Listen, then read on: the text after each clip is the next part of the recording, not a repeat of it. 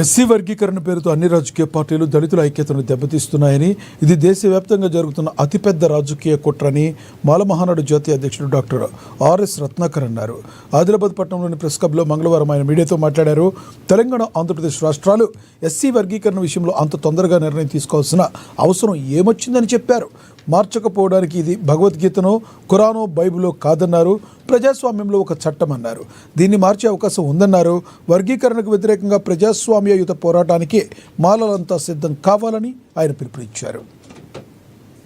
వ్యతిరేకించేటటువంటి ప్రతి ఎస్సీ కులానికి సంబంధించినటువంటి పోరాటంగా తెలుగు రాష్ట్రాల్లో ఉన్న మాల సోదరులారా, బంధువులారా, మిత్రులారా, ఎస్సీ వర్గీకరణ పేరుతో అన్ని రాజకీయ పార్టీలు మాల సామాజిక వర్గాన్ని టార్గెట్ చేసి తొక్కేస్తూ ఉన్నాయి. మిత్రులారా, ఆల్రెడీ అపూర్వ సహోదరులు, గురు శిష్యులు, తెలుగు రాష్ట్రాల ముఖ్యమంత్రులు చంద్రబాబు నాయుడు, రేవంత్ రెడ్డి వర్గీకరణ చేశారు కదా, చేసేదానికి ఏమీ లేదు అని అనుకోకండి మిత్రులారా.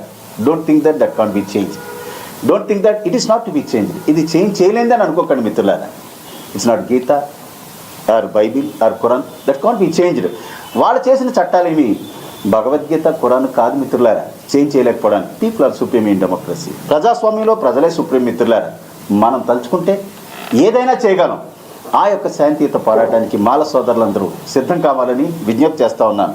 అలాగే మాలలంటేనే కాంగ్రెస్, కాంగ్రెస్ అంటేనే మాలలు అనుకునేటటువంటి ఈ పరిస్థితుల్లో బీజేపీ పాలిత రాష్ట్రాల్లో ఎక్కడా కూడా ఎస్సీ వర్గీకరణ చేయనప్పటికీ supreme court empirical data, quantifiable demonstrable data తీసుకుని చేయమంటే ఏదో పెద్ద కొంపలంటుకు పోయినట్టుగా ఎలక్షన్లో ఇచ్చినటువంటి హామీలన్నీ పక్కన పెట్టేసి రేవంత్ రెడ్డి, చంద్రబాబు నాయుడు చట్టాలు చేశారు మిత్రులారా.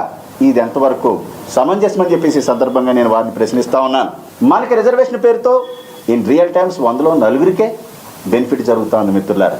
అందుకనే ఈనాటికి కూడా 96% of population approximately still at the bottom level of this society. They are being crushed in the clutches of caste discrimination.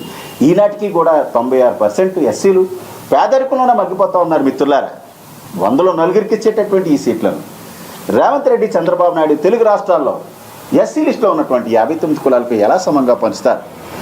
100లో 4 ఇచ్చేటటువంటి ఈ సీట్లను దేశవ్యాప్తంగా ఎస్సీ లిస్టులో ఉన్నటువంటి 1108 ఎస్సీ కులాలకు మోడీ గారు ఎలా సమంగా పంచుతారు? Bar బాహ్న సునియే SC ఆరక్షణ వర్గీకరణకి